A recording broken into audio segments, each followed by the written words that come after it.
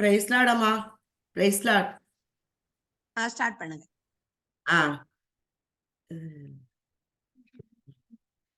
ஸ்தோத்திரம் ஆண்டவரே, எங்களை அதிகமாய் நேசிக்கின்ற நல்ல தகப்பனே, கிருபையாய் நீர் கொடுத்திருக்கிற அந்த நல்ல நாளிற்காக உம்மை நன்றியோடு உம்மை துதிக்கிறோம், ஸ்தோத்தரிக்கிறோம். எங்களை ஒவ்வொரு நாளும் தாங்கி வருகிற உம்முடைய கிருபைகளுக்காக உம்மை நன்றியோடு உம்மை துதித்து ஸ்தோத்தரிக்கிறோம் ஆண்டவரே.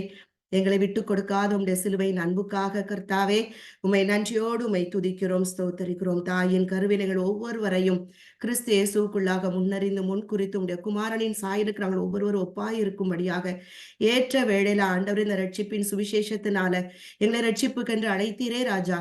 நன்றியோடு உம்மை துதித்து ஸ்தோத்தரிக்கிறோம் ஆண்டவரே. தாயின் கருவில் எங்களை பாதுகாத்த தெய்வம் இந்த நாள் வரையிலும் எங்களை ஏந்தி சுமந்து தப்புவித்து பாதுகாத்து எங்களை வழிநடத்தி கொண்டு வருகிற உடைய தயவுகளுக்காக கர்த்தாவே, இரக்கங்களுக்காக, ஈவுகளுக்காக, கிருபைகளுக்காக ஆண்டவரே நன்றியோடு உம்மை துதித்து ஸ்தோத்தரிக்கிறோம் ஆண்டவரே.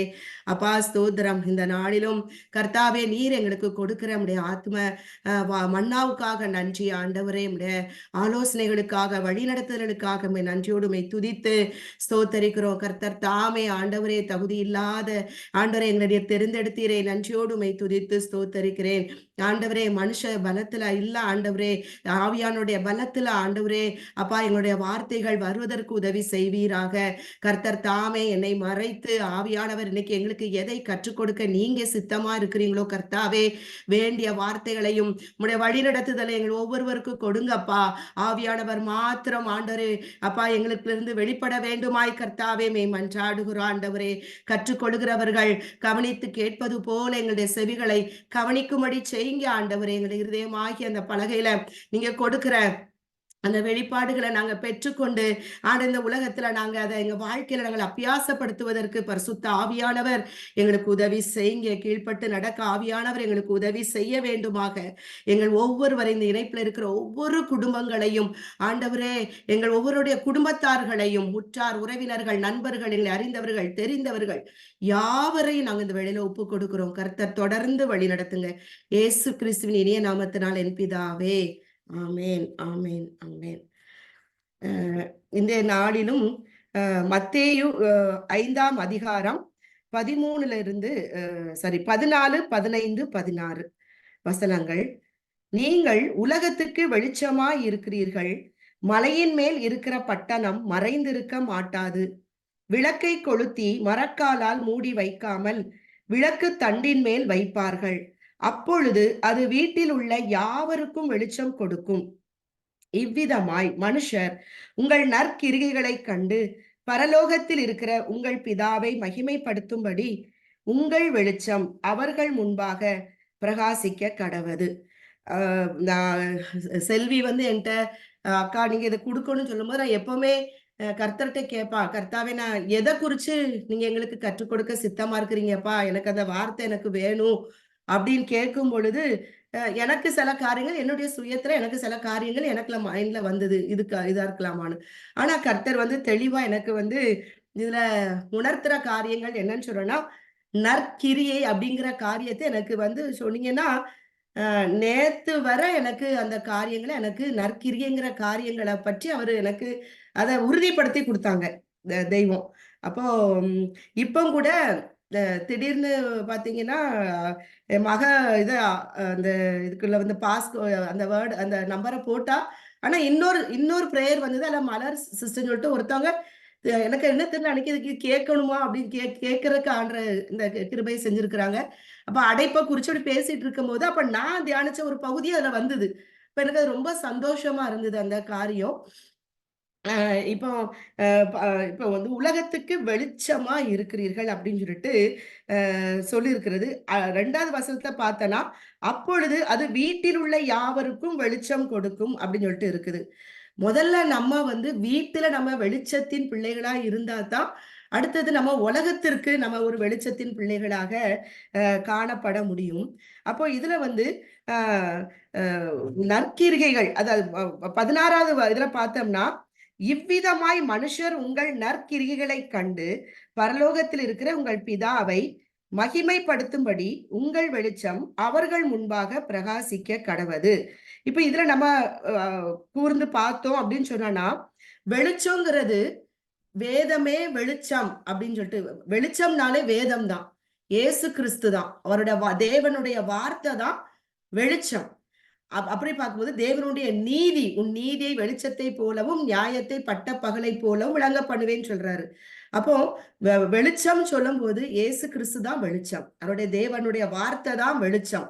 அப்புறம் அவருடைய இந்த வேதத்துல அவரால் எழுதப்பட்டு நமக்கு தந்திருக்கிற ஒவ்வொரு வார்த்தைகளும் நீதியா இருக்கிறது.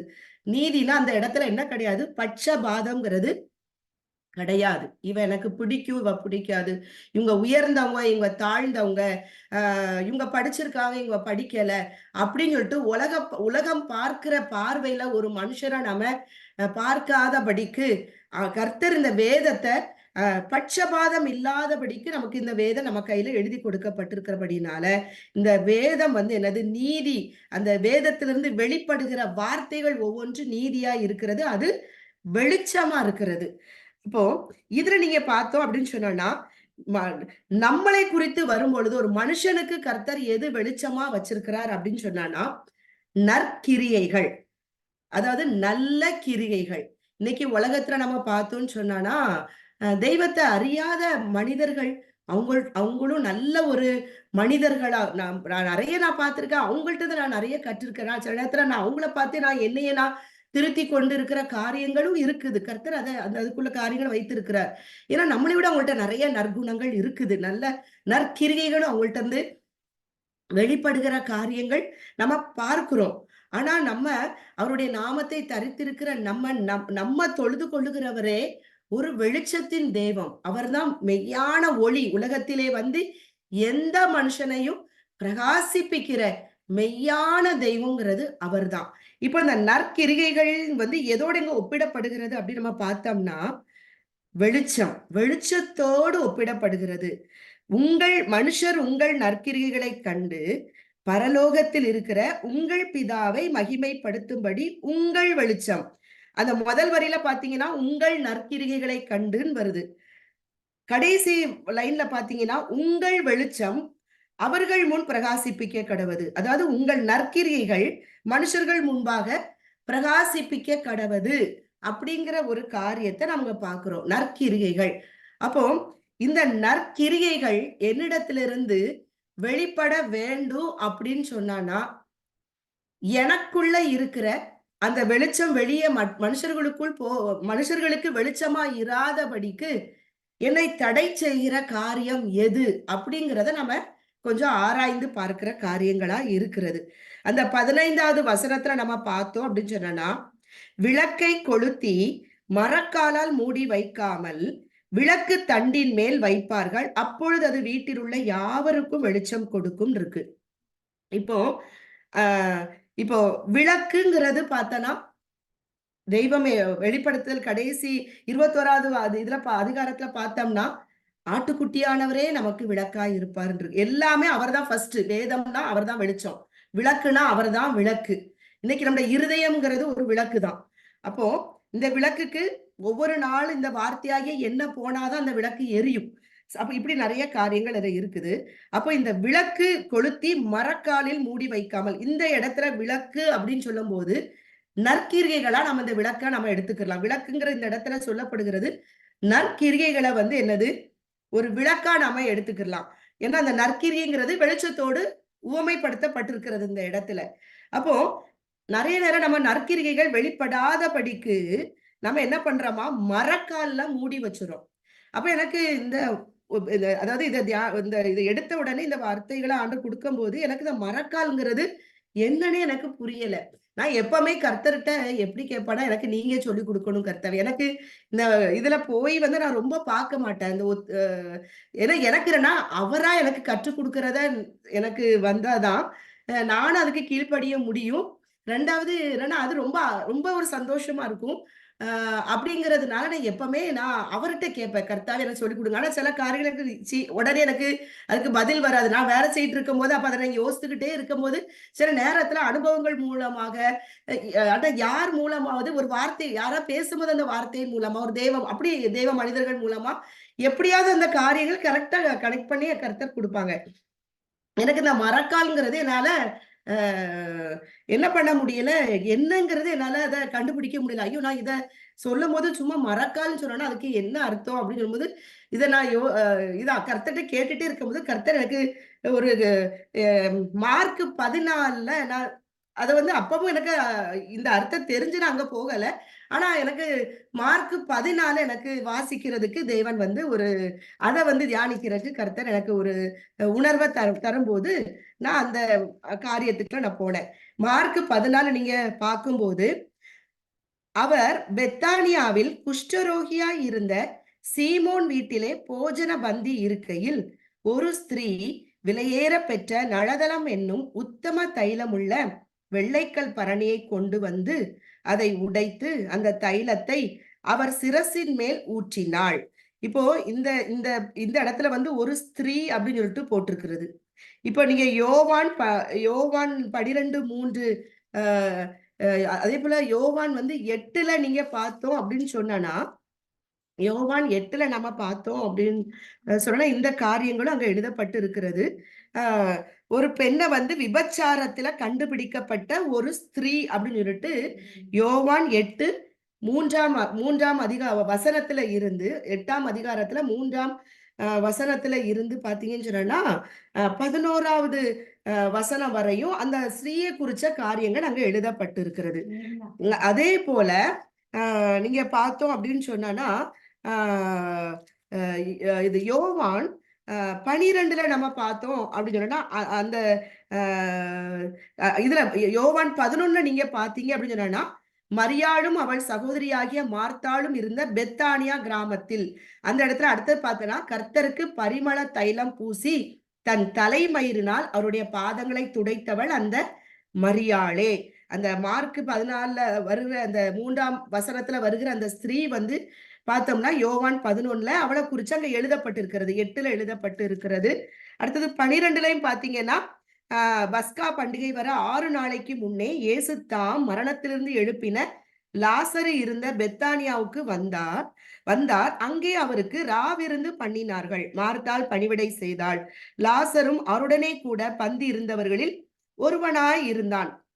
அப்பொழுது மரியாள் விலையேற பெற்ற களங்கமில்லாத நளதலம் என்னும் தைலத்தில் ஒரு ராத்தல் கொண்டு வந்து அதை இயேசுவின் பாதங்களில் பூசி தன் தலைமயிரால் அவருடைய பாதங்களை துடைத்தாள். அந்த வீடு முழுவதும் தைலத்தின் பரிமளத்தால் நிறைந்தது அப்படின்னு இருக்கு.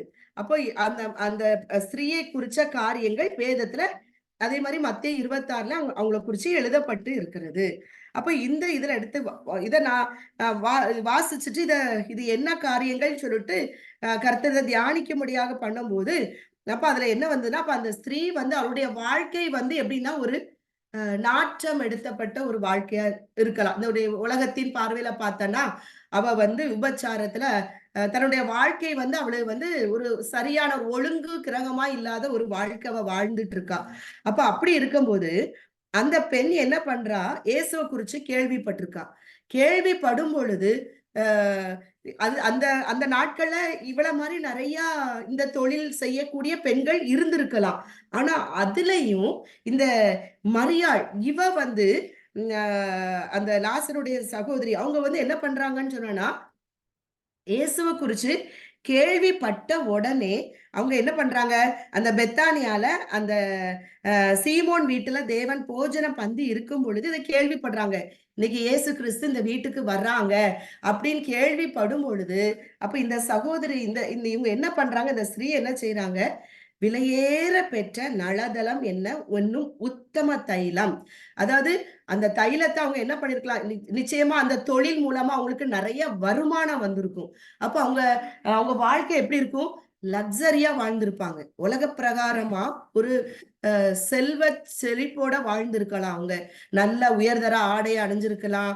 ஆம் நல்ல ஒரு இதா இருந்திருக்கலாம். அப்ப அப்படி இருக்கிற ஒரு ஸ்திரீ என்ன பண்ணியிருக்காங்க, அவங்க தனக்கு பூசிக்கொள்வதற்காக அந்த விலையேற பெற்ற அந்த தைலத்த அவங்க கொண்டு வந்திருக்கிறாங்க. அப்ப இந்த இடத்துல யோசிக்கும்போது, அந்த விலையேற பெற்றது என்னது என்னன்னு எனக்கு ரொம்ப அது இதா இருக்கும்போது நான் அப்போ எனக்கு எனக்கு கர்த்தர் அதை சொல்லி கொடுத்த காரியத்தை இன்னைக்கு அந்த இன்னொரு சிஸ்டர் சொன்னாங்க இல்லையா, அவங்களும் அந்த அதாவது பெனினால குச்சி பேசும்போது பெனினால்னா விலையேற பெற்றவள் அப்படின்னு அர்த்தம் சொல்லிட்டு அவங்க சொல்லும்போது எனக்கு ரொம்ப சந்தோஷமா இருந்தது. அப்போ எனக்கு அவர் சொன்னது இது கரெக்ட்டுங்கிற அந்த காரியங்கள் எனக்கு அந்த அந்த அவங்க சொன்ன விளக்கமும் எனக்கு அது கர்த்தர் சொன்ன காரியங்கள் அப்ப எனக்கு உறுதிப்படுத்தப்பட்ட காரியங்கள். அப்போ விலையேற பெற்றது அப்படின்னு சொல்லும்போது அவளுக்கு அது ரொம்ப ஒரு பிரஷியஸான ஒரு பொருள். அப்போ இதே போலதான் அவ அவ என்ன பண்ணிட்டா, அவளுடைய சம்பாத்தியத்துல அது வாங்கின பொருள் அவ தனக்காக வைத்திருந்திருக்கலாம். ஆனா அவ என்ன பண்ணுனா அப்படின்னு சொன்னா, அந்த விலையேற பெற்ற அந்த பொருள அவ என்ன பண்றான்னா, அ இயேசுவ உடைத்து அப்ப அந்த இன்னொரு இதுல பார்த்தோன்னா, விலையேற பெற்றது என்னன்னு சொன்னோம்னா, சுயம். சுயம்ங்கிறது என்னதுன்னா, அ சில நேரத்துல நெறைய வேளையில நம்ம வாழ்க்கையில சுயம்ங்கிற ஒரு காரியத்த நம்ம விலையேற பெற்ற ஒரு காரியமா நம்ம ஒரு மனுஷன் இந்த உலகத்துல நம்ம பொல்லாங்கனுக்குள் கடக்கிறதுனால, நம்ம நெறைய நேரம் உலகம் நம்மளைய சுயத்துக்கு அடிமைப்படுத்துகிற காரியங்கள். அப்ப இத தியானிக்கும்போது தான் எனக்கு அது புரிஞ்சது என்னன்னா, அந்த மரக்கால்ங்கிறது என்னது அப்படின்னு சொன்னான்னா, நம்மளுடைய சுயம். நமக்குள்ளாக அந்த சுயம் இருந்துச்சு அப்படின்னு சொன்னான்னா, கண்டிப்பா நம்ம இயேசுவாகிய அந்த வெளிச்சத்த நம்ம மத்தவங்களுக்கு வெளிப்படுத்தவே முடியாது. ஏன்னா, அது நம்ம நம்ம அனுதினமா வாழ்க்கையில பார்க்கிறோம். நம்ம வாழ்க்கையில நம்ம பார்க்கும் பொழுது, நெறைய மனிதர்கள நாம வாழ்க்கையில சந்திக்கிறதுக்கு தேவன் அனுமதிக்கிறார். ஏன்னா, நமக்கு ஒரு பரீட்சை இல்லாம நமக்கு ஒரு பலன் கிடையாது. ஒரு ஒரு ரிவார்டு நமக்கு கிடையாது. நமக்கு அ ரிவார்ட் கிடையாது. அப்போ என்னன்னு சொல்லும்போது, அந்த மரக்கால்ங்கிற ச சுயம் நமக்குள்ள நெறையா வருது. ஏன்னா நெறைய மனிதர்கள நம்ம பார்க்கிறோம். நம்ம குடும்பமா இருக்கலாம். அது இல்லாட்டினா நமக்கு சபையா இருக்கலாம். நம்ம சுற்றி இருக்கிற ஜனங்களா இருக்கலாம். வேலை ஸ்தலத்துல உள்ளவங்களா இருக்கலாம். அல்லது நம்ம வாழ்க்கையில ஏதோ ஒரு சந்தர்ப்பத்துல சந்திக்கிற மனிதர்களா இருக்கலாம். எல்லா மனுஷர்களாகிய நமக்குள்ள ஒவ்வொருத்தருக்குள்ள ஒரு பலவீனங்கள் இருக்கு. ஒரு மைனஸ் இருக்க தான் செய்யுது. அப்போ அப்போ நம்ம சில மனிதர்களால நம்ம காயப்பட்டிருக்கலாம். அவங்களால நம்ம வேதனைப்படுத்தப்பட்டிருக்கலாம். அப்போ நம்மள முகாந்திரம் இல்லாமல் அவர்கள் பகைத்திருக்கலாம். நன்மைக்கு அவங்க தீமை செஞ்சிருக்கலாம். அப்படி இருக்கும்போது இல்லாட்டினா ஒரு இச்சகமா அதாவது நம்ம நம்ம நம்ம அவங்க இறுதி நம்மளோட ஒட்டாம சும்மா மேலோட்டமா பேசுற மனிதர்கள் நம்ம உடனே புரிஞ்சுக்கிறலாம் அவங்கள. அவங்க எப்படி நம்ம கூட பேசுறாங்க, என்ன எண்ணத்துல பேசுறாங்க. நம்ம நெறைய காரியங்கள் நம்ம மனிதர் நம்ம அந்த உலகத்துல நம்ம நெறைய பார்க்கலாம். நம்மளும் சில அப்படி இருந்திருக்கலாம். இப்படி நெறைய காரியங்கள் பார்க்கும் பொழுது, அப்போ இப்படி வரும் பொழுது நம்மளுடைய சுயம் என்ன பண்ணும்? அவங்களுக்குன்னு ஒரு காரியம் வரும்பொழுது நம்ம சுயம் என்ன பண்ணும்? தடுக்கும். ஏன் உன்னைய அவங்க அப்படி பண்ணுனாங்க, இப்படி செஞ்சாங்க. நீ எதுக்கு அத பண்ற? அவங்களுக்கு எதுக்கு ஜெபிக்கிற? ஏன் அவங்களுக்கு இத ஹெல்ப்பா பண்ற? அவங்க தான் அப்படி பண்ணுனாங்களே, இப்படி பண்ணுனாங்களேன்ட்டு பிசாசு என்ன பண்ணுவான்? நம்ம இதயத்துல அந்த காரியங்கள் எல்லாம் நம்மள கொண்டு நம்மள என்ன பண்ணுவான்? நம்மளுடைய ஆத்துமாவ இருளாக்கி போட்டுருவான். செய்யாத. இது நம்ம சுயத்துல நம்ம வாழும் பொழுது, இதுதான் ஒரு மரக்காலா நம்ம நம்ம வாழ்க்கையில காணப்படுகிறது. அப்படி இல்லாட்டினா எப்படி இருப்போம்னா, சுயமா பேசுவோம் பெருமையா. என்ன எல்லாம் என்னால தான். நான் தான் பண்ணுனேன். நான் தான். அ என்னால என்ன எனக்கு எல்லாம் தெரியும். ஒருவேளை நமக்கு நெறைய திறமைகள் இருக்கலாம். அல்லது நல்லா கல்வி இருக்கலாம். அல்லது நமக்கு நெறைய தாளந்துகள தேவன் குடுத்திருக்கலாம். அல்லது நெறைய பண பலத்த தேவன் கொடுத்திருக்கலாம். அல்லது பெரிய ஆள் பலங்கள கொடுத்திருக்கலாம். இதெல்லாம் வச்சுட்டு மனிதர்களாகிய நம்ம நெறைய நேரம் என்ன பண்றோம்? நம்மளையே தான் நம்ம ஒரு மனுஷன் தன்னையே தான் வெளிப்படுத்துறானே ஒழிய, இயேசுவ வெளிப்படுத்த முடியாது. எங்க சுயம் இருக்கிறதோ, அங்க தெய்வத்த நம்ம வெளிப்படுத்த முடியாது. அப்ப இது இருக்கும்போது தேவன் ஒரு வார்த்தைய எனக்கு உணர்த்தி காட்டுறாங்க. அது எங்கன்னு சொன்னோம்னா, யோவான் 7ஆம் அதிகாரத்துக்கு நீங்க பார்த்தீங்கன்னு சொன்னோம்னா, அந்த காரியத்த நம்ம பார்க்கலாம். யோவான் 7:18 பார்த்தீங்கன்னா, சுயமாய் பேசுகிறவன் தன் சுய மகிமையை தேடுகிறான். தன்னை அனுப்பினவரின் மகிமையை தேடுகிறவனோ உண்மை உள்ளவனாய் இருக்கிறான். அவனிடத்தில் அநீதி இல்லை. அதாவது நம்ம சுயமாய் பேசும் பொழுது, சுயமான என்னது? எனக்கு இவங்க இப்படி பண்ணாங்க, அவங்க அப்படி பண்ணாங்க, இப்படி சொல்லிட்டாங்க, இப்படி ஒருவேளை அது நியாயமான காரியமாவே இருக்கலாம் தான். ஆனா கர்த்தர் பார்வையில அ அ நமக்கு நியாயமா தோன்ற காரியங்கள் கர்த்தர் பார்வையில நியாயம் இல்ல. அவர் வந்து ஏன்னா அந்த காரியத்தை அவர் கல்வாரி சிலுவையில செய்து முடித்திருக்கிறார். ஏன்னா நாம் பாவியாய் இருக்கையில், நாம் சத்துருக்களாய் இருக்கையில், நாம் பலனற்றவர்களாய் இருக்கையில், நமக்காக அந்த கல்வாரி சிலுவையில அந்த பரிகாரத்தை அவர் செய்ததுனால நம்மளுடைய நீதி, நமக்குள்ள சுயநீதியோ, சுயமா நம்ம பேசுகிற காரியங்களோ, சுயத்தின்படியாக செய்கிற கிரியைகள், எனக்கு சரியென்று தோன்றுகிற காரியங்களோ, பேச்சுக்களோ, என்னுடைய சுய எண்ணங்கள் என் தேவனுடைய நீதியை என் வாழ்க்கையில நடப்பிக்காது அப்படிங்கிறத இது நான் எதுக்கு சொல்றேன், என்னுடைய வாழ்க்கையில இதை கற்றுக் கொடுத்தாரு. என்னுடைய வாழ்க்கையில நான் நிறைய காரியங்கள் நான் சுயத்துல போராடினேன். ரட்சிக்கப்பட்டாலும் அவரோட உடன்படிக்கை பண்ணின பிறகு கூட எனக்குள்ள ஆறாத காயங்கள். அப்ப இதெல்லாம் எனக்குள்ள ரொம்ப போராட்டத்தை கொண்டு வந்தது. என்னால அதுல இருந்து வெளியே வர முடியல. அப்போ அப்படி இருக்கும்போது நிறைய வார்த்தையை தருவாங்க. அப்ப நான் மன்னிப்பு கேட்பேன். ஆனாலும் ஆண்டவர் எனக்கு முடியல அப்படின்னு போயிட்டு. ஆனா இப்போ தேவன் அப்போ ஒவ்வொரு காரியங்களும் நம்மளை கொண்டு வார்த்தையை கொண்டு வந்து சூழ்நிலைகள் எல்லாம் சில சூழ்நிலைகள் நம்மளை கொண்டு போறாரு. அப்படி இருக்கும்போதுதான் இந்த வார்த்தையில எனக்கு அப்போ கொடுத்தது. அப்போ பார்க்கும்போதுதான் அப்போ நான் என்னுடைய சுயத்துல நான் பேசும் பொழுது என் தேவன் என்னுடைய நற்கிரிகை வெளிப்படாது. நற்கிரிகைல என்னது? நான் ஒரு காரியத்தை செய்யலாம். அது எப்படி செய்வேன்னா என்னுடைய சுய பிரஸ்தாபத்துக்காக அதை செய்யலாம். அப்ப அது வந்து என் தெய்வத்தை மகிமைப்படுத்தாது. அதாவது நான் இந்த இடத்துல வந்து நான் சுயமா எனக்கு அந்த காரியத்தை நான் செய்யல. அதாவது நான் என் பேர் பிரஸ்தாபப்படல. சில காரியங்களை நான் சுயத்துல மன்னிக்க முடியாத காரியங்களா இருக்கலாம். நம்மளை ரொம்ப வேதனைப்படுத்துறாங்க, கஷ்டப்படுத்தின காரியங்களா இருக்கலாம். அப்படி இருக்கும்போது இந்த இந்த இடத்துல சில நம்ம மனிதர்கள் பார்க்கிறோம். அவங்க சுய கிரியைகள் செய்வாங்க. மனுஷர் பார்க்கும்படியாக என்ன பண்றது? தான தர்மங்கள் செய்யறது. அப்படி நிறைய காரியங்கள் நம்ம பார்க்கிறோம். அப்படி பார்க்கும்போது அது தெய்வத்தை மகிமைப்படுத்தாது. ஒரு மனுஷனாகிய நம்மளை என்ன செய்யாது? வெளிப்படுத்துமே ஒழிய அப்ப நான் ஒரு காரியத்தை நான் செய்யும் பொழுது நான் அதை எந்த இருதயத்தை ஆராய்ந்து பார்க்கிறவருக்கு மனுஷர்களுக்கு முன்பாக நம்ம ஒரு மனிதராகிய நம்ம என்ன பண்ணலாம்? பெருமையா ஒரு காரியத்தை செஞ்சிடலாம், பேசிடலாம். ஆனா மனுஷன் முகத்தை பார்க்கிறான், கர்த்தரோ இருதயத்தை பார்க்கிறார். இருதயத்தின் ஆழங்களை உள்ளிந்திருதயங்களை ஆராய்ந்து பார்க்கிற தேவன் ஆழத்தை ஆராய்ந்து பார்க்கிறார். அப்படி இருக்கும் பொழுது நான் ஒரு காரியத்தை நான் செய்யறேன், நான் ஒரு காரியத்தை நான் பேசுறேன்னா நான் எந்த எண்ணத்தோட என்ற சுய பெருமைக்காக நான் பேசுறேனா, சுய லாபத்துக்காக அந்த காரியத்தை நான் பேசுறேனா, அப்படிங்கிறத என் தேவன் நம்மளே என்ன செய்யறாரு? பார்க்கிறாரு. அப்போ நான் எதை செய்தாலும் அது அவங்க எனக்கு அவங்க வந்து நல்லவங்க தீமை கூட செஞ்சிருக்கலாம். நமக்கு ரோதமா அவங்க பேசியிருக்கலாம், நம்மளை காயப்படுத்தி இருக்கலாம்.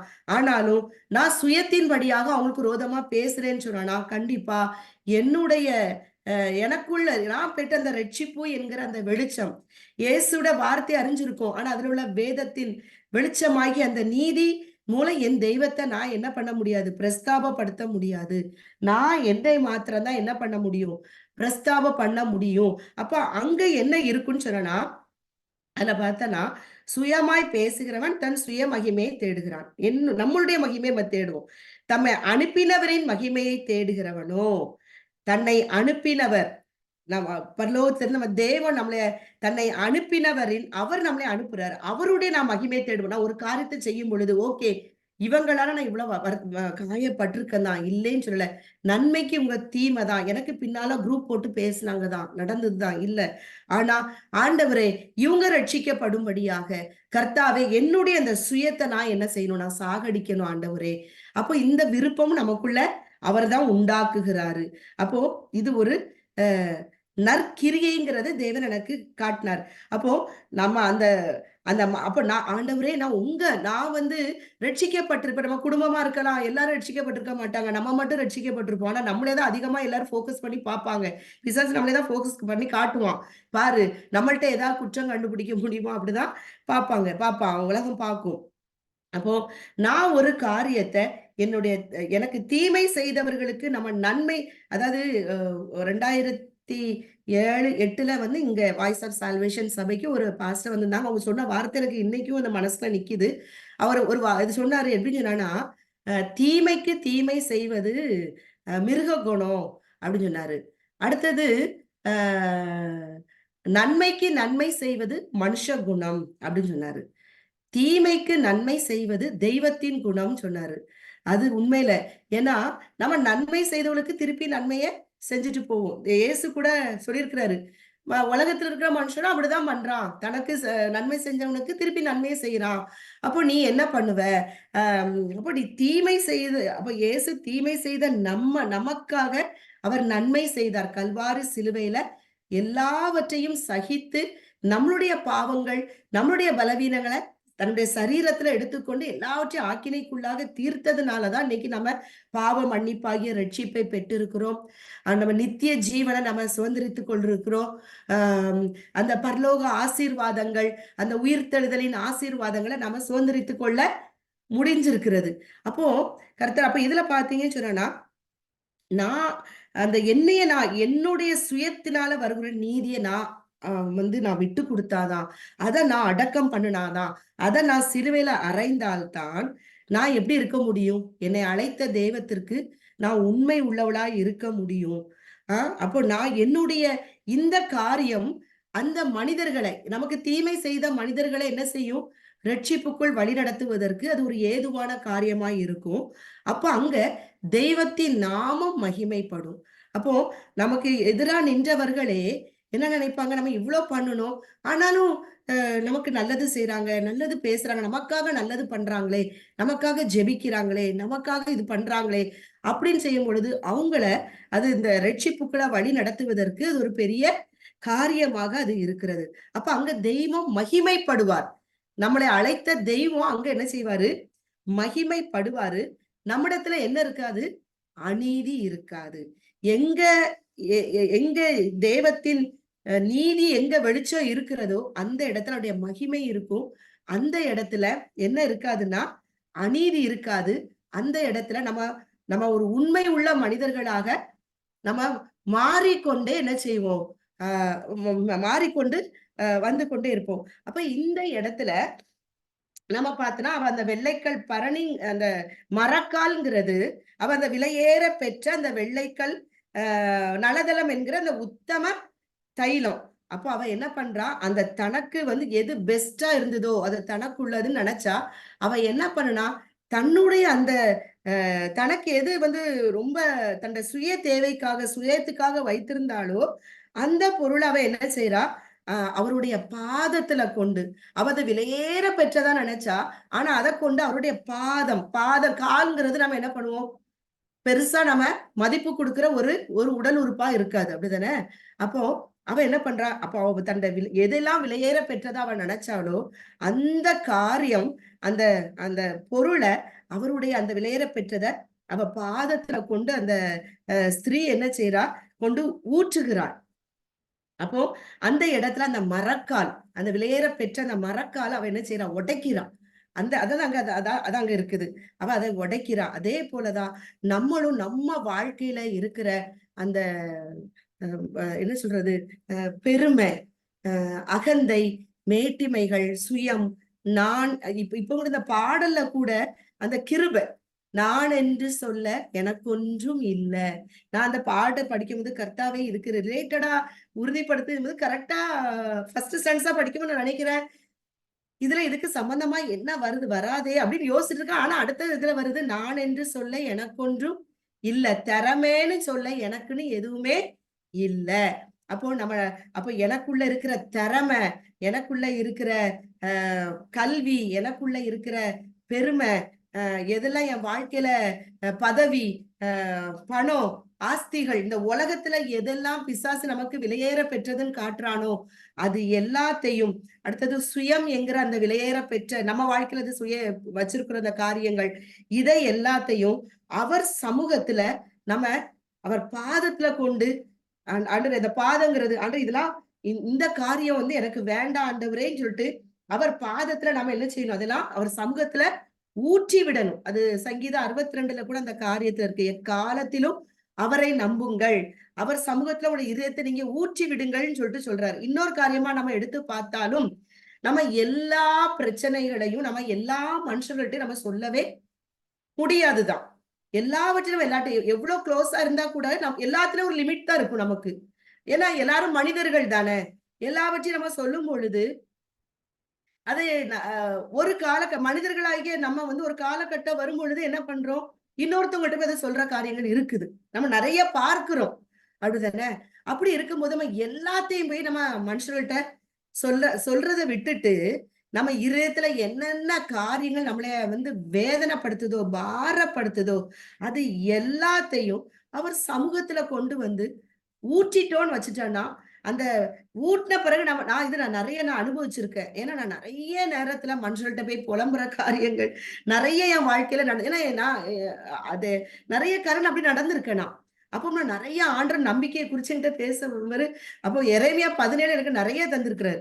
மனுஷன அ ந அ இது மனிதர்களை கரெக்ட்டா எடுத்தனா தான் வருது.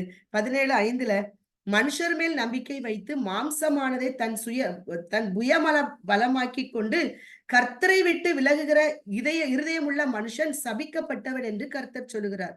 நம்ம மனுஷர்கிட்ட போய் கொட்டும் பொழுது நம்ம நம்ம நம்பிக்கை எங்க போகுது? மனுஷர் மேல போகுது. என்னமோ அவங்களால நமக்கு எல்லாம் நடந்துரும். அதாவது இன்னைக்கு தெய்வ பிள்ளைகள் இருக்கிறாங்க. நம்ம அவங்கள்ட்ட ஷேர் பண்ணலாம். எல்லாம் பண்றோம். ஆனா நம்ம ஒரு லிமிட் தான் நம்ம எல்லாருமே பண்ண முடியும். சில காரியங்கள் அவங்க சில நேரத்துல என்ன இப்படி இவங்க வீட்ல இவ்ளோ பிரச்சனையா? அப்படின்னு நினைக்கக்கூடிய ஒரு காரியங்களும் இருக்கும். அப்போ சில இடத்துல நம்மளுடைய பலவீனங்கள், நம்முடைய சுகவீனங்கள எல்லாம் ஒரு லிமிட் தான் எல்லாரும் கேட்பாங்க. ஒரு லிமிட்டுக்கு போனா ஏன்னா அவங்க வாழ்க்கையில இன்னும் நெறைய பிரச்சனை இருக்கும்போது, நம்ம பிரச்சனைய அவங்களால ஏன்னா நம்ம நெறைய பார்க்கிறோம். நம்மளால ஒரு மனுஷனால எல்லாத்தையும் சுமக்க முடியாது. ஆனா அது நம்ம கர்த்தர் சமூகத்துக்கு நம்ம கொண்டு போகும் பொழுது, அத உடைத்து ஊற்றிட்ட பிறகு, நமக்குள்ள என்ன வருதுன்னா, ஒரு தெய்வீக சமாதானம் வருகிறது. அது அப்ப இது யோவான் 12 நம்ம பார்த்தோம் அப்படின்னு சொன்னானா, யோவான் 12க்கு நீங்க பார்த்தோம்ன்னு சொன்னா 3ஆம் வசனத்துல, அப்பொழுது மரியாள் விலையேற பெற்ற களங்கமில்லாத நளதலம் என்னும் தைலத்தில் ஒரு ராத்தல் கொண்டு வந்து, அதை இயேசுவின் பாதங்களில் பூசி, தன் தலைமயிரால் அவருடைய பாதங்களை துடைத்தாள். அந்த வீடு முழுவதும் தைலத்தின் பரிமளத்தால் நிறைந்தது. அவ தன் விலையேற பெற்றது என்று நினைச்சதெல்லாம் இயேசுவின் பாதத்துல வச்சுட்டான். ஆண்டவரே இதெல்லாம் என் வாழ்க்கையில அப்ப நம்மளும் என் வாழ்க்கையில எதெல்லாம் எனக்கு பெருசா தோணுதோ பிசாசு அதெல்லாம் காட்டுறானோ அதெல்லாம் ஆண்டவரே இதை உங்க நான் பாதத்துல கொண்டு வச்சுறேன். இது எனக்கு வேண்டாம் ஆண்டவரே.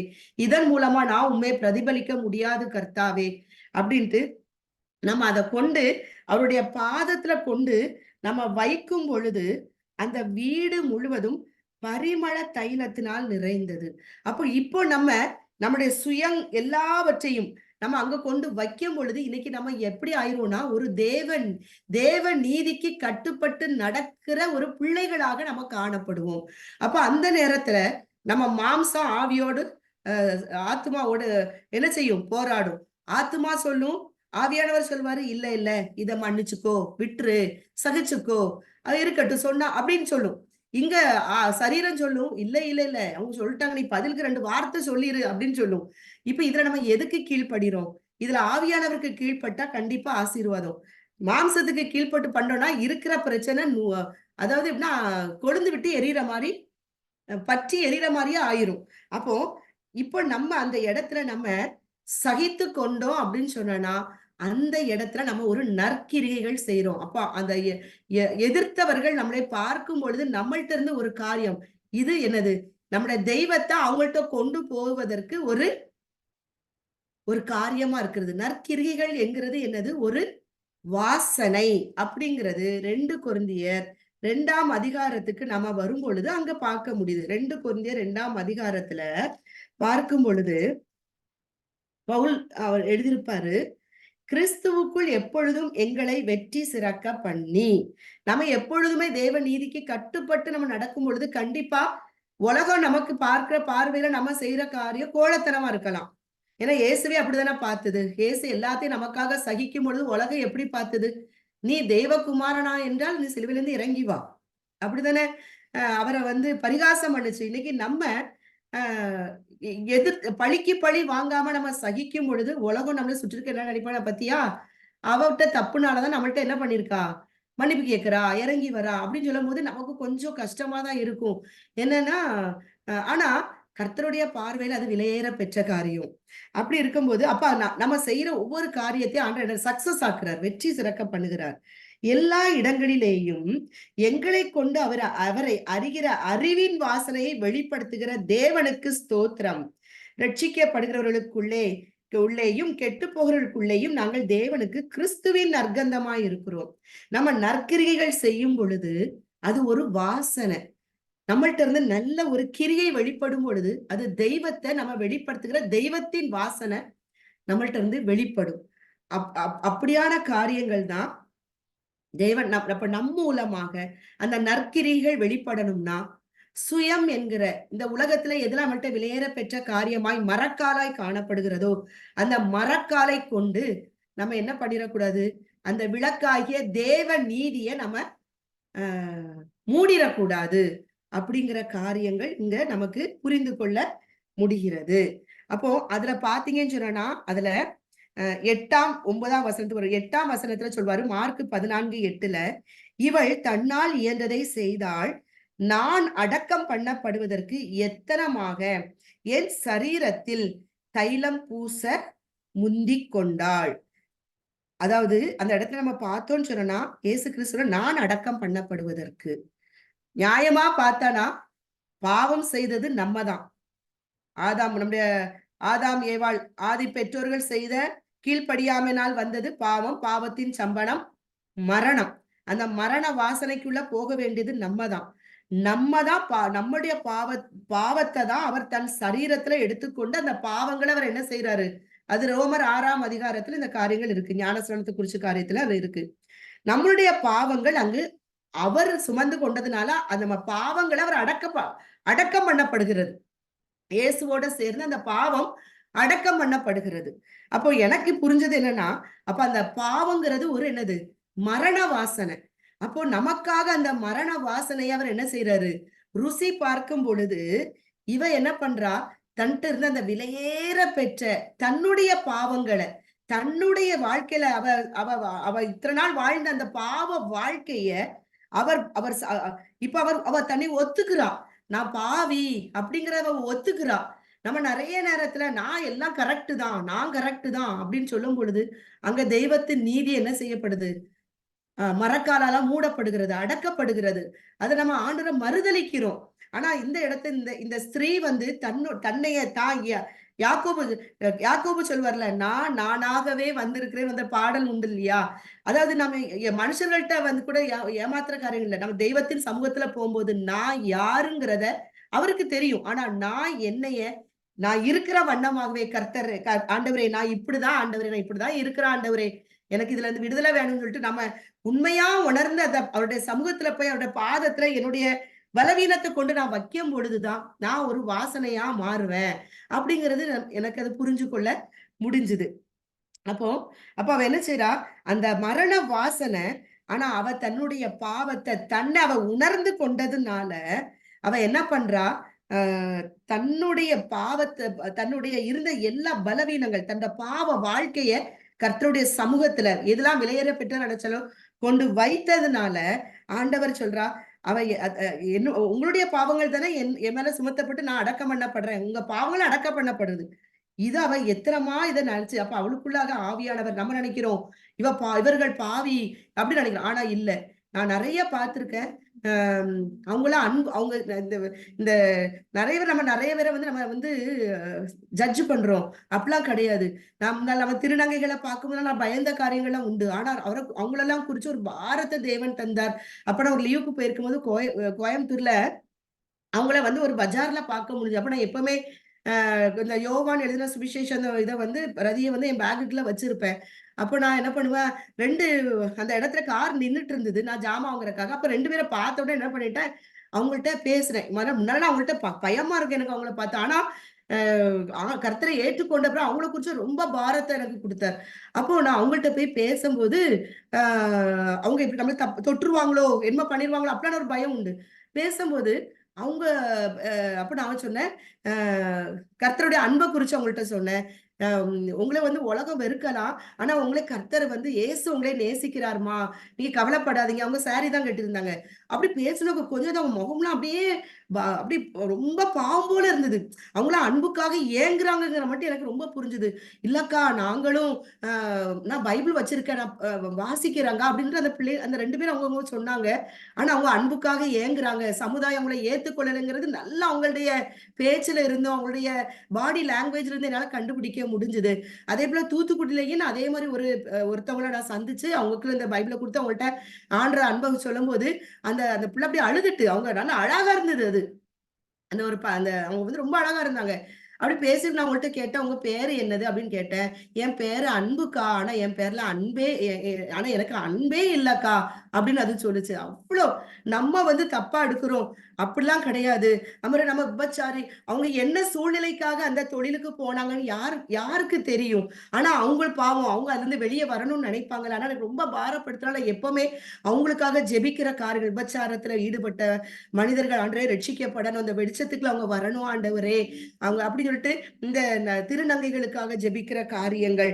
அப்போ அவ முழுவதும் தன்னை அவ அர்ப்பணிச்சதுனால, அது வந்து நம்முடைய பாவங்கள் அடக்கம் பண்ணப்படுவதற்கு அவ தன்னுடைய பாவத்த தெய்வத்துடைய பாதத்துல அடக்கம் பண்ணுனதுனால, அது 2ம் அங்க என்ன செய்யுது? அ அ 2மே அங்க வந்து ஒத்து போகுறது. இப்போ அ இப்ப ஆண்டவர் என்ன சொல்றாருன்னா, அவ பாவத்த அடக்கம் பண்ண பிறகு அந்த இது வந்து என்னது?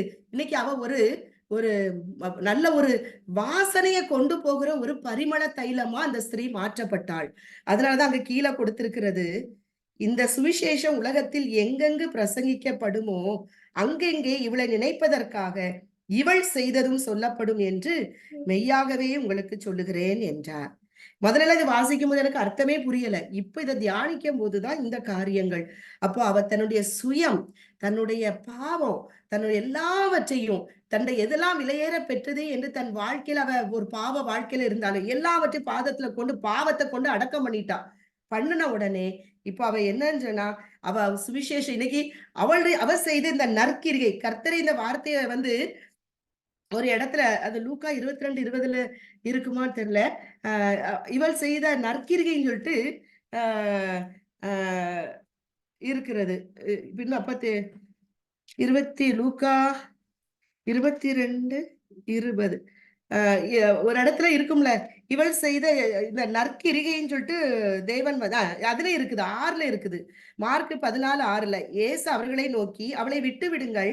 ஏன் அவளை தொந்தரவு படுத்துகிறீர்கள்? என்னிடத்தில் நற்கிரியைகளை செய்திருக்கிறாள்." இது ஒரு நற்கிரியை. அதாவது தன்னை முழுவதும் தன்னுடைய சுயம்ங்கிற எல்லா காரியத்தையும் பாவத்தை அங்க அடக்கம் பண்ணுங்கிறது ஒரு நற்கிரியை. என்னை நான் விட்டுக் கொடுக்கும் பொழுது, என்னிடத்துல இருந்து தேவ நீதி வெளிப்படும் பொழுதுதான், நான் மற்றவர்களுக்கு ஒரு வெளிச்சத்தின் பாத்திரமாக, எஜமானுக்கு பிரயோஜனம் உள்ள ஒரு பாத்திரமாக, உபயோகம் உள்ள பாத்திரமாக, எந்த நற்கிரியைகளையும் செய்வதற்கு ஆயத்தமாக்கப்பட்ட ஒரு கனத்துக்குரிய பாத்திரமாய் நம்ம மாற முடியும். அதனாலதான் அவளை குறிச்சு இவ எதனாலதான் சுவிசேஷம் எங்கெல்லாம் அறிவிக்கப்படுமோ அங்கெல்லாம் இவ செய்ததும் அறிவிக்கப்படும். அவ ஒரு இயேசுவை கொண்டு செல்கிற ஒரு நற்கந்தமாக அவ பயன்படுத்தப்படுகிறாள். ஆனா அவளுடைய தொழில் பார்த்தா விபச்சார தொழில். ஆனா கர்த்தர் அவளை எப்படி பார்த்தார்னா ஒரு நற்கந்தமா பார்த்தாரு. அவருடைய வாசனை வேதம் என்கிற அந்த வார்த்தையாகி அந்த அறிகிற அறிவின் வாசனையை கொண்டு செல்கிற ஒரு மகளாக தேவன் அந்த ஸ்திரீய பார்த்து அவளை அதிகமா அன்பு செய்ததுனால கடைசா அவள் அவளுடைய மரண பரியந்தம் அவ வந்து அவளுடைய தன்னை வெளிப்படுத்தும் பொழுது முதல்ல அவளுக்கு தான் அவர் வெளிப்படுத்துறார். அப்படிப்பட்ட ஒரு அன்புக்குள்ள தேவன் அந்த மகளை அவர் வழி நடத்தின காரியங்களை நாம பார்க்க முடிகிறது. அதே போல இதே இதுக்கு ரிலேட்டடா நீங்க பாத்தீங்கன்னா எபேசியர்ல 5ஆம் அதிகாரத்தை நம்ம பார்த்தோம் அப்படின்னு சொன்னோம்னா இந்த வெளிச்சத்தின் பிள்ளைகள் அதாவது பகலுக்குரிய பிள்ளைகள் அப்படிங்கிற ஒரு காரியங்கள் காணப்படுகிறது. அப்போ நம்ம நம்ம இதயத்துல வந்து முற்காலத்தில் நீங்கள் அந்தகாரமாய் இருந்தீர்கள், இப்பொழுதோ கர்த்தருக்குள் வெளிச்சமாய் இருக்கிறீர்கள், வெளிச்சத்தின் பிள்ளைகளாய் நடந்து கொள்ளுங்கள் அப்படின்னு சொல்லிட்டு இருக்கிறது. அப்போ நம்ம ஆண்டுடைய வசனத்துக்கு கீழ்ப்படியாம நடக்கும் பொழுது 6ஆம் வசனத்துல இருக்குது, கீழ்ப்படியாம இருக்கும் பொழுது நமக்குள்ள என்ன வரும்னு சொன்னா ஒரு இருளான ஒரு வாழ்க்கை. அதாவது ஆவின் கனி நமக்குள்ள வெளிப்படாது. ஆவின் கனிகளுக்கு ஆப்போசிட்டான எல்லா காரியங்களும். அன்புனா இங்க நமக்கு என்ன வெளிப்படும்? வெறுப்பு வரும். சமாதானம் அங்க சொன்னோம்னா இங்க என்ன வரும்? சண்டைங்கிற காரியங்கள் வெளிப்படும். இப்படி அப்ப அந்த அந்த அந்த 9 காரியத்துக்கு ஆப்போசிட்டான காரியங்கள் கீழ்ப்படியாம வரும் பொழுதுதான் சுயம் வரும். எங்க கர்த்தருடைய வார்த்தைக்கு நம்ம கீழ்ப்படியிலையோ அங்க சுயம் வந்து மே மேலோங்கி நிக்க தொடங்கிரும். அப்ப அப்படிப்பட்டவர்கள் மீது தேவ கோபாக்கினை வரும் என்று வார்த்தை சொல்லுகிறது. அப்ப நம்ம இயேசுவை அறியாத காலத்துல நம்ம அப்படி ஒரு காரியத்துல நம்ம வாழ்ந்த காரியங்கள் உண்டு. ஆனால் இப்பொழுதோ கர்த்தருக்குள் வெளிச்சமா இருக்கிறீர்கள், வெளிச்சத்தின் பிள்ளைகளாய் நடந்து கொள்ளுங்கள். இப்பொழுது வெளிச்சத்தின் பிள்ளைகளா தான் இருக்கிறோம். ஆனா இந்த உலகத்துல கண்ணை மூடுற வரைக்கும் நமக்கு இந்த வெளிச்சத்துக்கும் இருளுக்குள்ள ரெண்டுக்கும் இடையில தான் நம்ம வாழ்றோம். இந்த உலகத்துல அதுதான் ரியல். வெளிச்சத்தின் காரியங்கள் இருக்குது, இருளின் காரியங்களும் இருக்கிறது. இந்த ரெண்டும் நம்மள என்ன செய்யும்? இந்த ரெண்டுக்கு நடுவுல நம்ம வாழ்க்கை போயிட்டு இருக்கோம். ஆனா இதுல நம்ம எந்த பக்கம் சாய்ந்து கொள்ளுகிறோம் என்கிறதா. அதனாலதான் கொடுத்திருக்குது, வெளிச்சத்தின் பிள்ளைகளாக நடந்து கொள்ளுங்கள். ஒவ்வொரு நாளும், ஒவ்வொரு நிமிஷமும், ஒவ்வொரு நொடி பொழுதும் நம்ம அந்த வெளிச்சத்தின் பிள்ளைகளாக நடந்து கொள்ளணும்னா அந்த ஆவியின் கனி என்கிற நற்கிரிகைகள் நம்முடைய சகல நற்குணத்திலும், நீதியிலும், உண்மையிலும் நம்மள்ட்ட இருந்து விளங்கணும். நம்மள்ட்ட இருக்கிற நல்ல குணம் வெளிப்படணும். அப்ப நல்ல குணம் நமக்குள்ள இருந்து வெளிப்படணும் அப்படின்னு சொன்னானா, அப்புறம் அப்போ இதுல இருந்து கர்த்தருக்கு பிரியமானது இன்னது என்று சோதித்து பார்க்கணும். இந்த வேதத்துல நம்ம பார்த்து எது எது ஆண்டவருக்கு பிரியங்கிறத ஒரு நோட்டு போட்டு நம்ம எழுதுனா ரொம்ப நல்லது. அப்ப நமக்கு நிறைய காரியங்கள் நமக்கு தெரிய வரும். அடுத்தது, கனியற்ற அந்தகார கிரிகைகளுக்கு நம்ம உடன்படாதபடிக்கு நம்ம வாழ்க்கையில அந்த அந்தகார கிரிகைகள் வரும். இப்படி செய்யி, இப்படி பேசி, இப்படி நடந்துக்க, ஏன் அப்படின்னு பதிலுக்கு பதில் அப்படின்னு வரும். அப்ப அந்த நேரத்துல நம்ம நம்மளே கடிந்து கொள்ளணும். என்ன இந்த கனியற்ற அந்தகார கிரிகையே நான் உன்னை கர்த்தரா இயேசு கிறிஸ்து நாமத்தை கடிந்து கொள்ளுகிறேன். நான் கர்த்தருடைய பிள்ளை. நான் வந்து என்ன செய்வேன்? வெளிச்சத்தை நான் என்ன செய்ய பிரதிபலிக்கிற மகளாக அவர் என்னை தெரிந்து கொடுத்திருக்கிறார். நான் ஆவின் கனிகளை நான் வெளிப்படுத்துவேன் அப்படின்னு நம்ம என்ன செய்யணும்? பேசணும், அறிக்கை செய்யணும் அப்படின்னு இருக்குது. அப்போ இந்த ஆவியின் கனி நமக்குள்ள இருந்து வெளிப்படணும் அப்படின்னு சொன்னா, இங்க 2 பேதுரு 1ஆம் அதிகாரத்துக்கு நம்ம வந்தோம் அப்படின்னு சொன்னா அதுக்குள்ள காரியங்கள் அங்க இருக்கிறது. 2 பேதுரு 2ஆம் அதிகாரம் 2ஆம் அதிகாரத்துல இருக்குது. 2ஆம் வசனத்துல இருந்து 11ஆம் வசனம் வரை பார்த்தா தெரியும். தேவனையும் நம்முடைய கர்த்தராகிய இயேசுவையும் அறிகிற அறிவினால் உங்களுக்கு கிருபையும் சமாதானமும் பெருக கடவது. நம்ம தேவத்தை அறிகிற அறிவினால் தான் நமக்கு என்ன வருமா? கிருபையும் சமாதானமும். தம்முடைய மகிமையினாலும் காருண்யத்தினாலும் நம்மை அழைத்தவரை அறிகிற அறிவினாலே ஜீவனுக்கும் தேவ பக்திக்கும் வேண்டிய யாவற்றையும் அவருடைய திவ்ய வல்லமையானது நமக்கு தந்தரழுதும் அன்றி. என்ன தருது? அவர் அறிகிற அறிவினால் ஜீவனுக்கும், நித்திய ஜீவனுக்கு நம்ம போகணும்னா நமக்கு வேண்டியது தேவ பக்தி. அந்த தேவ பக்தி எங்க இருந்து வருதுன்னா தேவனை அறிகிற அறிவினால வருகிறதும் அன்றி இச்சையினால் உலகத்துக்கு உண்டான கேட்டுக்கு தப்பி நம்ம திவ்ய சுவாபத்துக்கு பங்குள்ளவர்கள் ஆக்குது. பங்குள்ளவர்கள் ஆக்கும் பொருட்டு மகா மேன்மையும் அருமையுமான வாக்கு தத்தங்கள் எவைகளினாலேனா தேவனை அறிகிற அறிவினாலே நமக்கு அளிக்கப்பட்டு இருக்கிறது. இப்படி இருக்க நீங்கள் அதிக ஜாக்கிரதை உள்ளவர்களாய் உங்கள் விசுவாசத்தோடு தைரியத்தோடு ஞானத்தையும், ஞானத்தோடு இச்சையடக்கத்தோடு பொறுமையையும், பொறுமையோடு தேவ பக்தியோடு சகோதர சிநேகத்தோடு அன்பையும் கூட்டி வழங்குங்கள். அதாவது தெய்வத்தை அறிகிற அறிவினால்தான் நமக்கு என்ன வரும்? விசுவாசம் கேள்வினால் வரும். தெய்வத்தை அறியதான் நமக்குள்ள என்ன வரும்? விசுவாசம் வரும். அப்ப நமக்குள்ள விசுவாசம் வரும் பொழுது நமக்குள்ள என்ன வந்துரும்? தைரியம் வரும். நம்ம வாழ்க்கையில எல்லாமே தாறுமாறாக நடக்குமா நடக்காதா, எப்படிப்பட்ட சூழ்நிலைகளை பிசாசு கொண்டு வந்தாலும் நமக்குள்ள விசுவாசம், தெய்வத்தின் வார்த்தை அறிய வருகிற விசுவாசம், அந்த விசுவாசத்துல நமக்குள்ள என்ன வரும்?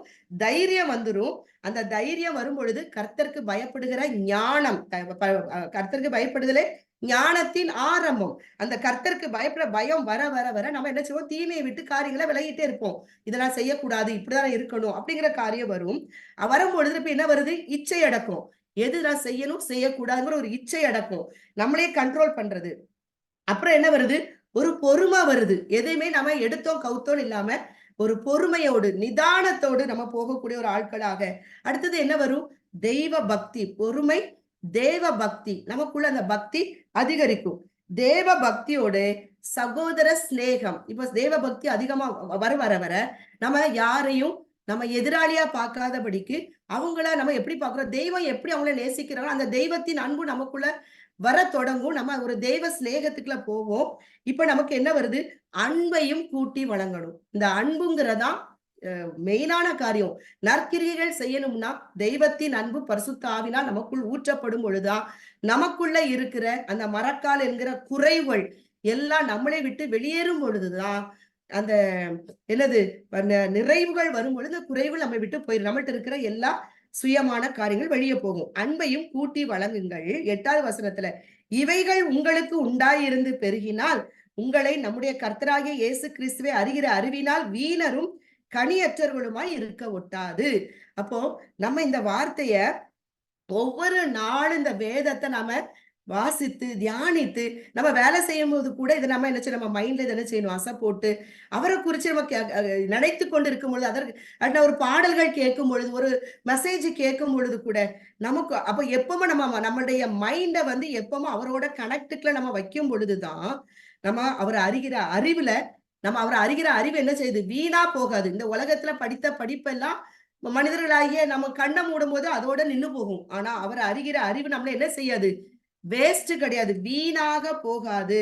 அது நம்மளை எப்படி உள்ளவர்களாய் மாற்றுமா, ஒரு கனி உள்ள மனிதர்களாக மனுஷியாக நம்மளைய என்ன செய்யுது, மாற்றுகிறது. கனி உள்ளவர்களாக பவுல் ஒரு இடத்துல எழுதியிருப்பார்ல, பெண்கள் வந்து நற்கிரிகைகளினால் உங்களை அலங்கரித்துக் கொள்ளுங்கள்னு சொல்லிட்டு 1 கொரிந்தியர் 11 இருக்குன்னு நினைக்கிறேன்.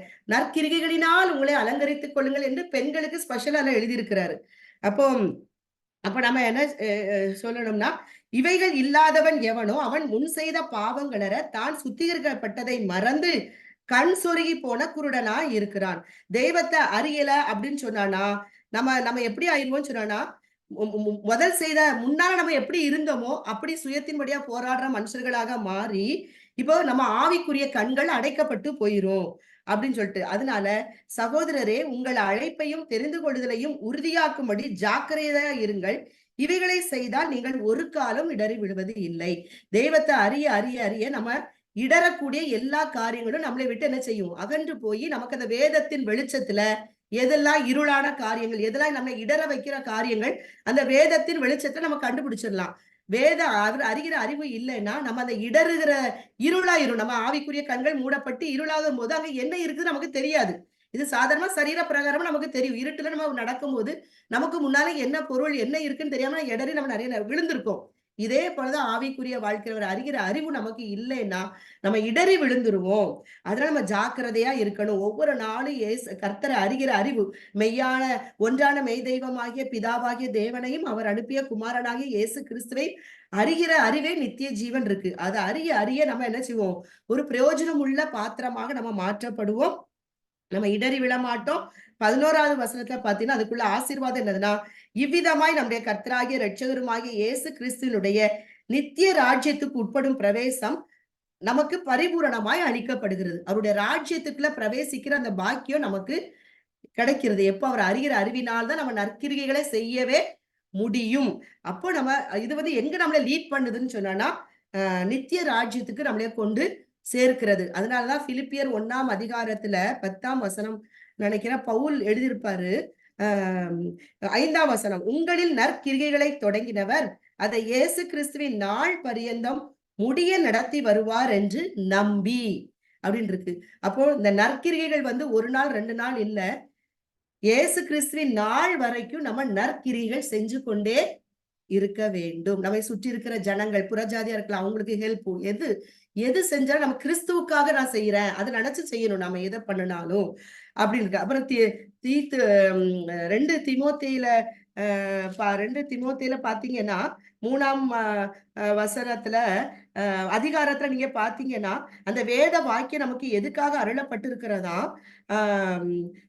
எந்த நற்கிரியையும் செய்ய தகுதி உள்ளவனாகும்படியாக அப்படின்னு சொல்லிட்டு அங்க ஒரு வசனம் பாருங்க. நற்கிரியை அங்க வருது. நிறைய இடத்துல நற்கிரிகைகள் வந்து கொண்டே இருக்கிறது. அப்புறம் இது பாத்தீங்கன்னா தீத்து 3:14 பாத்தீங்கன்னா நம்முடையவர்களும் கனியற்றவர்களாய் நாம் இல்லாதபடிக்கு குறைவுகளை நீக்குகிறதுக்கு ஏதுவான நற்கிரிகளை செய்ய பழகட்டும்.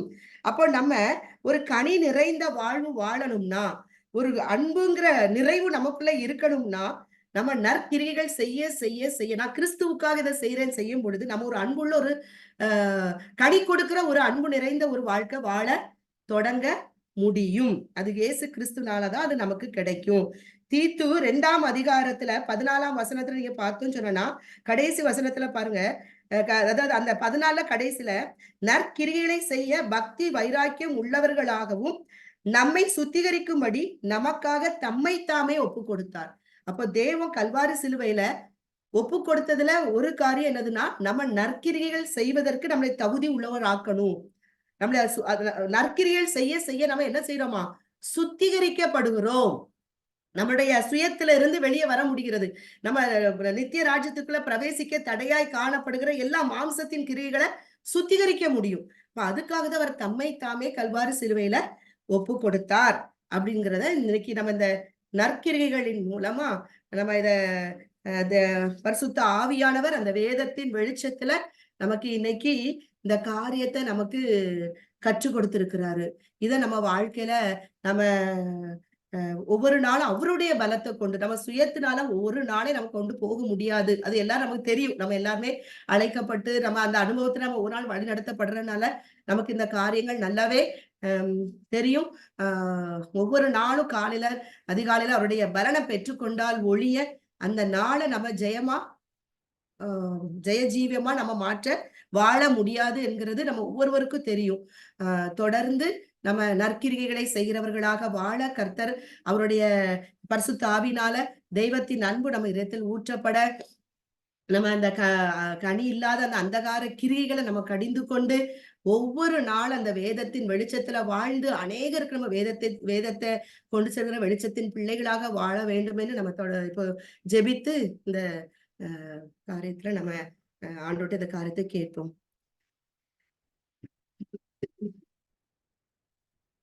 ஸ்துதிக்கிறோம் ஆண்டவரே, ஸ்தோத்தரிக்கிறோம் எங்கள் நல்ல தகப்பனை. கிருபையாய் நீ தந்தத நல்ல வேலைக்காக நன்றி ராஜா. கர்த்தாவே, வேத வாக்கியங்கள் எல்லாம் ஆவியானவரே மாலை எங்களுக்கு எழுதப்பட்டு தந்திருக்கிறதற்காய் நன்றி செலுத்துகிற ஆண்டவரே. உடைய காணியாட்சிக்கு நாங்கள் தூரமாய் இருந்தோம் அப்பா.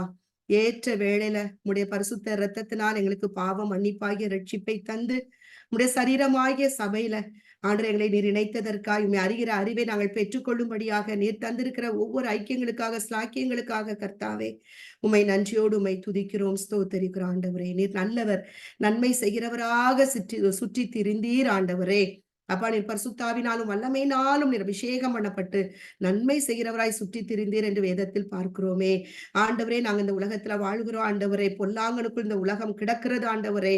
அப்பா, நாங்க இந்த உலகத்தின் சத்தத்தை கேட்டு ஆண்டவரே உலகத்திற்கு ஒத்த வேஷத்தை தரித்துக்கொண்டு நாங்கள் ஓடி விடாதபடிக்கும் நன்மையும் பிரியமும் பரிபூரணமான சித்தம் இன்னதென்று பகுத்தறியத்தக்கதாக எங்களுடைய மனதை நீர் ஆண்டவரை மறுரூபமாக்கி ஆண்டவரே நாங்க சுய நீதியின்படி நடக்கிறவர்களாக அல்ல கர்த்தாவே, தேவ நீதினால் நடத்தப்பட்டு நற்கிரிகைகளை செய்கிற தேவனுடைய புத்திரர்களாக புத்திரிகளாக நாங்களும் எங்கள் குடும்பங்களும் குடும்பத்தாரும் நண்பர்கள் உறவுகள் எங்களை சுற்றி இருக்கிற ஒவ்வொரு மக்களும் உலகத்தில் இருக்கிற ஒவ்வொரு மனுஷனும் ஆண்டவரே இந்த வேதமாகிய வெளிச்சத்துக்குள்ள வரணும் ஆண்டவரே. வந்து ஒவ்வொரு மனுஷனும் வேதமாகி இந்த வெளிச்சத்துல நாங்கள் நடக்கும் பொழுது நாங்கள் இடரமாட்டோம் ஆண்டவரே. நாங்கள் ஒவ்வொருவரும் உமக்கு பிரயோஜனம் உள்ள பாத்திரமாய் மாற முடியும் ஆண்டவரே.